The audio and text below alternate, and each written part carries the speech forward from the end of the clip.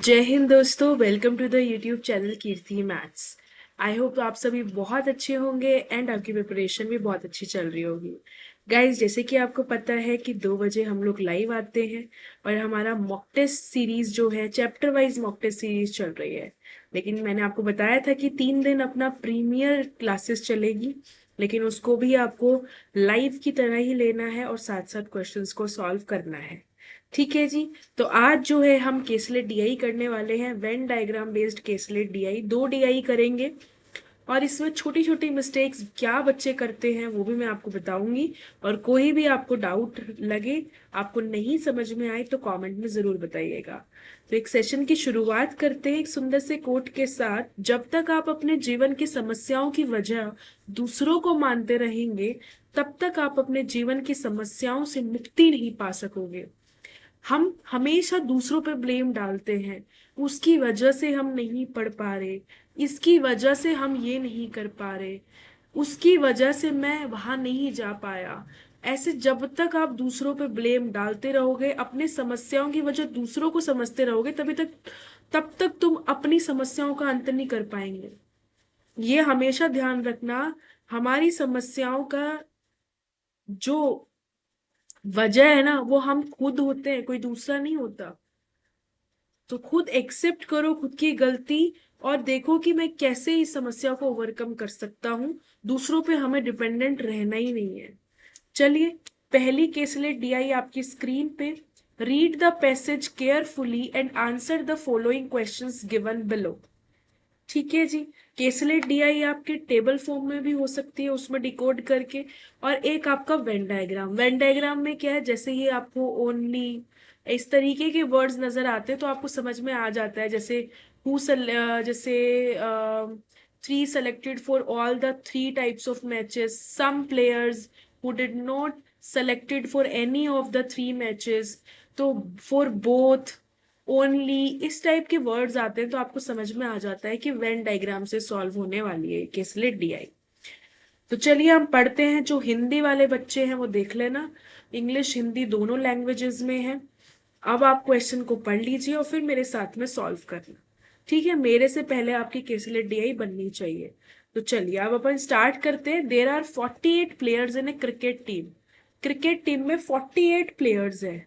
During selection 22 players will play test match, 18 players will T20 और 18 players ODI. ठीक है जी। यानी यहाँ पे बना लीजिए, 3 अलग अलग आपको दिया हुआ है।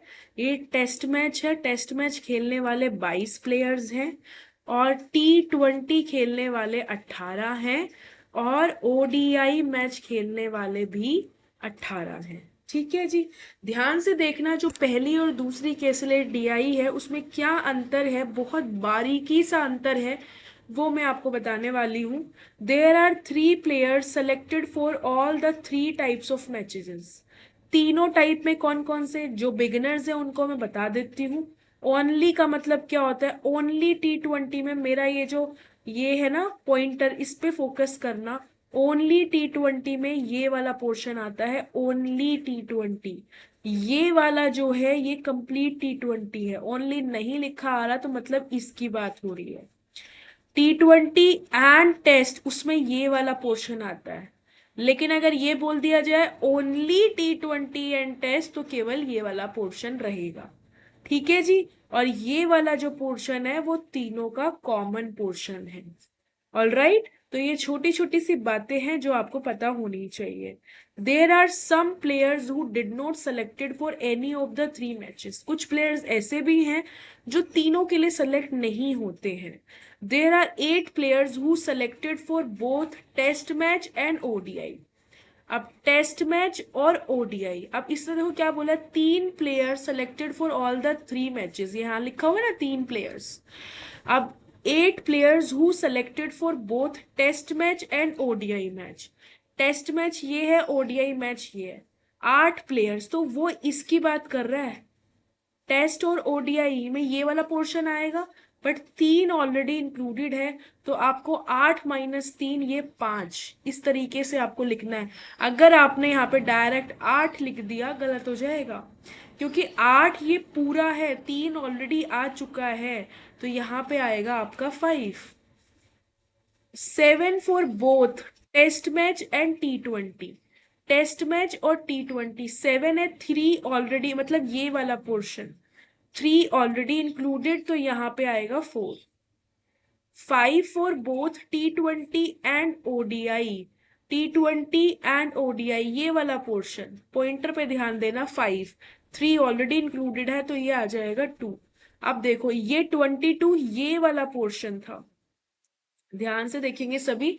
22 ये पोर्शन था जिसमें से 9 और 3 12 इंक्लूड हो चुका है, तो ये कितना बचा 10। ये वाला कौन सा पोर्शन है, ये वाला ओनली टेस्ट वाला पोर्शन। अब ये देखो 4 5 6 7 8 9, T20 ये पूरा है, ओनली T20 क्या हो जाएगा, 18 में से ये 9 गया, तो ये 9 ये वाला पोर्शन ये आ जाएगा ओनली T20 में। अब मैं ओनली ODI की बात करूंगी, तो ये टोटल कितना है 18। 18 में से 6 7 8 और 2 10 हो चुका है, तो ये कितना आ जाएगा 8। तो आपकी जो DI है वो सॉल्व हो चुकी है। टोटल 48 थे, इसमें से इसने बोला है कुछ ऐसे भी हैं जो सेलेक्टेड नहीं है, कुछ ऐसे भी हैं जो सेलेक्टेड नहीं है। There are some players who did not selected for any of the 3 matches. Did not के बाद भाई फर्स्ट फॉर्म आती है ना भाई इंग्लिश वाले बच्चों। हाँ चलो कोई नहीं, तो डिड नॉट के बाद फर्स्ट फॉर्म आती है, कोई बात नहीं। तो कुछ बच्चे ऐसे भी हैं जो सेलेक्ट नहीं हुए हैं। तो टोटल 48 थे, ये कितने हो गए भाई, इनको गिन लो। तो ये तो टोटल हो गए 22, 22 और 9 31 और 2 आपका 33, 33 और 8 आपका हो गया 41। तो टोटल 48 है, 41 सेलेक्टेड है, तो अनसेलेक्टेड कितने आ गए आपके दोस्तों, 7। आपकी DI सॉल्व हो चुकी है। अब क्वेश्चन पे आते हैं। Total number of players who were selected for only 2 matches. Only 2 matches, 2 matches के लिए जो सेलेक्टेड है, ओनली 2 मैचेस, ओनली 2। तो दोस्तों ओनली 2 में कौन कौन आ जाएगा, ये 4 ये 2, ओनली 2। देखो T20 और ODI 3 भी अगर आपने 3 और 2 शामिल कर लिया तो ये ओनली 2 नहीं रहेगा, क्योंकि ये जो 3 है वो टेस्ट तीनों में ही आ रहा है। तो 4 और 2 6 और 5 11, तो ये हो गया 11। Is what percent of total number of players who were selected for at least 1 match. At least 1 match, at least 1 मतलब होता है कम से कम एक, यानी एक इंक्लूड होएगा, 2 भी हो सकता है और 3 भी हो सकता है। तो यानी कि ये पूरे आप इंक्लूड करोगे, ये ओनली 1 वाले भी और ये ओनली ओनली 1 वाले भी, 2 वाले भी और 3 वाले भी। तो ये आप ऑलरेडी जो है यानी कि जो सेलेक्टेड हैं, तो वो आप ऑलरेडी कैलकुलेट कर चुके हो। वो कितने थे आपका 41। जो एक बार कैलकुलेट कर चुके हो, ट्राई करना कि उसके आपको माइंड में रखना है, पेपर पर लिख कर रख लेना, ताकि एक ही चीज को 2 बार कैलकुलेट करने में टाइम वेस्ट ना हो। सो 1141 का कितना परसेंट है, यही आपका सवाल है। तो ये कितना आ जाएगा, ये कैलकुलेशन आप इजीली कर सकते हैं। तो 26.83 will be the correct answer, correct answer. Next part करेंगे सभी लोग। The difference in the number of players who selected for only test match. अब ये ओनली आ गया, ओनली टेस्ट मैच, तो ओनली टेस्ट मैच क्या है 10। इसका डिफरेंस किसके साथ लेना है, number of players who selected only for ODI match. ODI match, only for ODI match में क्या है 8। ये मैंने आपको इसलिए पहले बहुत अच्छे से समझाया ताकि किसी को कंफ्यूजन ना हो। ओनली और ओनली ना, ओनली टेस्ट तो ये 10 आ जाएगा, सिर्फ टेस्ट लिखा रहेगा तो ये पूरा इंक्लूड होएगा, 10 + 4 + 3 + 5। क्लियर। नेक्स्ट, नेक्स्ट क्वेश्चन करेंगे। Ratio of number of players who selected for at most 1। अच्छा एटमोस्ट 1, एटलीस्ट 1 तो होता है कम से कम एक और उससे ज्यादा, एटमोस्ट 1 का मतलब होता है ज्यादा से ज्यादा 1 और 0 भी इंक्लूड होता है। ठीक है, जो किसी में भी सेलेक्ट नहीं हुआ, यानी ये तो क्या हो जाएगा जो किसी में भी सेलेक्ट नहीं हुआ यानी कि अनसेलेक्टेड, और ये वन का मतलब होता है सेलेक्ट इन ओनली वन। ठीक है जी। तो जो किसी में भी सेलेक्ट नहीं हुआ वो तो 7 था, और जो एक में सेलेक्ट हुआ है वो 10, 9 19 प्लस 8 27। ठीक है जी। 27 प्लस 7 34, क्योंकि वन वाला हो गया और अनसेलेक्टेड 7, मतलब जो एक में भी सेलेक्टेड नहीं हुआ। तो वो कितना हो गया टोटल आपका 34। ठीक है जी। कैसे किया? अनसेलेक्टेड 7 थे और जो एक में ही सेलेक्टेड है वो 10 प्लस 9 प्लस 8। ठीक है जी। तो 19 plus 8 27, 27 plus 7 34। To the total number of players in the team, तो टोटल नंबर ऑफ प्लेयर्स तो 48 है। यही आपका आंसर हो गया, बस इसको सिंप्लीफाई कर लो। 17:24 will be the correct answer. ठीक है, 17:24 will be the correct answer. I hope you all are understand, you all are clear. चलिए next, number of students, number of मतलब players who selected for at least one match is, at least one match यानी one match भी select, और आपका इसमें to भी आ सकता है। एटलीस्ट वन है ना, तो वन भी कंसिडर होएगा, टू भी और थ्री भी। तो यानी कि सारे के सारे वो आप ऑलरेडी निकाल चुके हो 41। सो 41 आंसर आ जाएगा। Number of players who did not selected for any of the match, ये भी आप ऑलरेडी निकाल चुके हो। ठीक है, टोटल 48 थे, सेलेक्टेड 41, जो सेलेक्ट नहीं थे वो कितने थे? 7। तो 7 will be the correct answer. जो सेलेक्टेड नहीं है वो 7। ठीक है जी। नेक्स्ट डीआई हम लोग पढ़ेंगे, और इसमें और पहली वाली डीआई में क्या बारीक वाला अंतर है वो मैं आपको बताना चाहूंगी, क्योंकि उसमें बच्चे बहुत कंफ्यूज होते हैं, अदरवाइज दोनों डीआई में कोई खास अंतर है नहीं। ठीक है। केसलेट डीआई के तो हम और भी सेशंस लेंगे, तो चिंता करने की जरूरत नहीं है। In an engineers colony of Delhi are 1440 members, out of which 150 engineers read only English newspaper, 300 read only Hindi. कितनी बार ओनली ओनली आ रहा है, वेन डायग्राम बनेगा, ये तो आपको पता लग ही गया। ठीक है जी। तो चलिए अपन स्टार्ट कर लेते हैं। क्या क्या है भाई, यहाँ पे इंग्लिश है, हिंदी है और उर्दू है। बना लो भाई। बना लिया हमने। ठीक है जी। ये मान लीजिए ये हिंदी है, ये आपका इंग्लिश है, और ये आपका उर्दू है। ठीक है जी। अब कर लो। टोटल आपके हैं 1440 members, out of which 150 engineers read only English newspaper. अब रीड ओनली, ओनली बोला है, ओनली। ओनली वाला कौन सा पोर्शन है? ये वाला है ना। रीड ओनली इंग्लिश न्यूज़पेपर, तो ये हो जाएगा 150। 300 engineers read only Hindi newspaper, तो ओनली हिंदी वाला कौन सा हो जाएगा? ये। तो ये कितना हो जाएगा? 300 इंजीनियर्स। और 400 इंजीनियर्स रीड ओनली उर्दू, तो ओनली उर्दू वाला कौन सा हो जाएगा? ये वाला portion.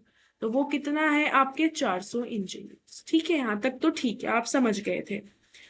Total number of members who read all three newspapers are 350। सबके सब तीन के तीन, वो ये वाला पोर्शन हो गया, ये वाला पोर्शन, ये वाला, ऑल थ्री। ठीक है। अब देखो 100, अब ये इसमें थोड़ा सा चेंज है पिछले और इस वाले क्वेश्चन में।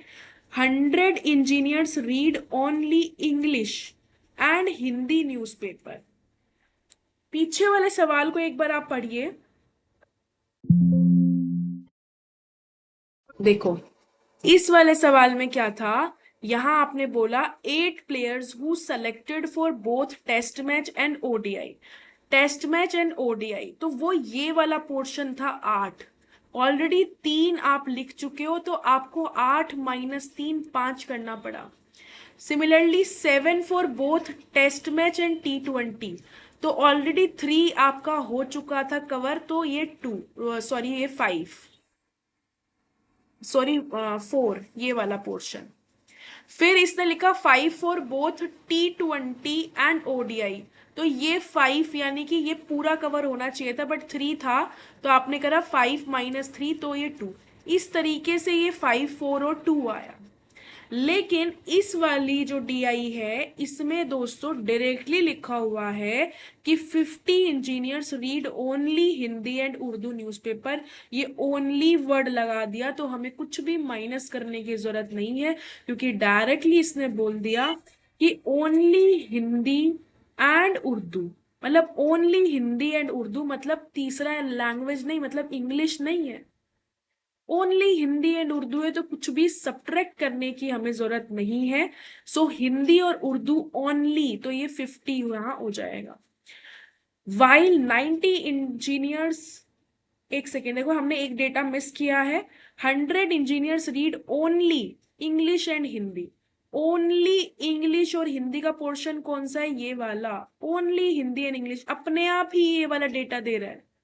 तो ये ही डिफरेंस मैं आपको बताना चाह रही थी, इसलिए दो सिमिलर DI में लेकर आई हूं। ये ही एक माइनर सा डिफरेंस है जो बच्चे जिसमें गड़बड़ी कर देते हैं, उनको कंफ्यूजन होती है। तो अगर ऐसे लिखा है ओनली हिंदी और इंग्लिश, तो अपने आप ही वो ये वाला पोर्शन की वाली बात कर रहा है। और ओनली नहीं लिखा है तो यानी वो टोटल पोर्शन की बात कर रहा है, तो फिर आपको माइनस करना पड़ेगा, जो ऑल 3 में आपको दिखाई दे रहा है। चलिए, 90 engineers read only Urdu and English newspaper. Urdu and English only, तो ये आ जाएगा 90। अब बताओ, किसी को भी दिक्कत हो तो जरूर कमेंट में बता देना, क्योंकि ये आपकी DI जो है वो कंप्लीट हो चुकी है। अब कुछ भी नहीं है सवाल में, अब तो बस खाली ये जो सवाल है ये आपको करना है। DI आपकी कंप्लीट हो चुकी है। आई होप मेरे बनाने से पहले आपकी बन गई होगी। हाउ अभी हम बहुत सारे सेशंस, लाइव सेशंस लेंगे। आज तो ये रिकॉर्डेड था, इसलिए मैंने हाई लेवल की नहीं रखी है, प्री लेवल की ही है आपकी। लेकिन इसमें क्या बच्चे गलती कर सकते हैं वो भी जानना जरूरी था। दो DI इसलिए सिमिलरली कि क्या एक माइनर सा डिफरेंस है दोनों के बीच में, वो अंतर आपको पता होना चाहिए। How many engineers read English newspaper but not Hindi. English but not Hindi, English कौन सा पोर्शन है? ये वाला। बट नोट हिंदी, यानी ये पोर्शन नहीं आना चाहिए हिंदी का। तो 150 + 90, 240। डायरेक्ट डायरेक्ट टिक करेंगे अपन। ठीक है, मैं लिख भी देती हूँ कि मान लो किसी को कभी डाउट हो तो उसको डाउट ना रह जाए। नेक्स्ट देख लेते हैं अपन, कलर चेंज कर लें ये वाला। How many engineers read Hindi but not English. अब हिंदी कौन सा है? ये, बट नॉट इंग्लिश, यानी कि ये आना चाहिए 300 + 50, 350। 300 + 50, 350 आपका करेक्ट आंसर हो जाएगा। ठीक है। How many engineers read English newspaper. English newspaper वाले कितने हैं भाई? तो इंग्लिश में ये सारे जोड़ दो, 150 + 100, 250, 250 + 350, 600, 600 + 90, 690। तो ये 690 हो जाएगा। ठीक है जी।